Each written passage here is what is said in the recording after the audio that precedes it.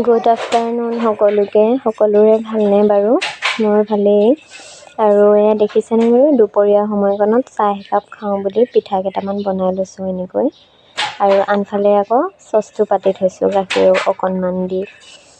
দুপৰীয়া চাহ কাপৰ বাবে গাখীৰ চাহ খাওঁ বুলি ভাবি এয়া গাখীৰ উতলি আছে। আনফালে আকৌ এয়া মোৰ চাহো হৈ গ'ল। আপোনালোকে বাৰু চাহ খালেনে জনাব দেই। আমি কিন্তু দুপৰীয়া চাহকাপ সদায়ে খাওঁ। চাহকণ নাখালে ভালেই নালাগে, সেয়েহে দুপৰীয়া চাহকাপ সদায় খোৱা হয় আমাৰ। আৰু সেয়েহে এনেকৈ পিঠা দুটা পুৰি ল'লোঁ চাহ খাবৰ বাবে। বিস্কুটনো সদায় কিমান খাম, সেয়েহে পিঠাকে পুৰি ল'লোঁ। যিহেতু পিঠাগুড়িও আছিলে সেয়েহে। আনফালে আকৌ মোৰ চাহ হৈ গ'ল, চাহ পিঠা হৈ গ'ল, সেয়েহে লৰালৰি কৰি লৈ আহিছোঁ। আৰু এয়া দেখিছেনে আমাৰ বেটীয়ে পিঠা তাইক ডাঙৰখন লাগে বুলি তাই পিঠা ডাঙৰখন লৈ লৈছে। চাহৰ কালাৰটো কেনেকুৱা লাগিছে জনাব দেই। আৰু মই যে এয়া কথা কৈ আছোঁ, বৌক মাতি আছোঁ আহক চাহ খাই উঠি চেঁচা হ'ব বুলি।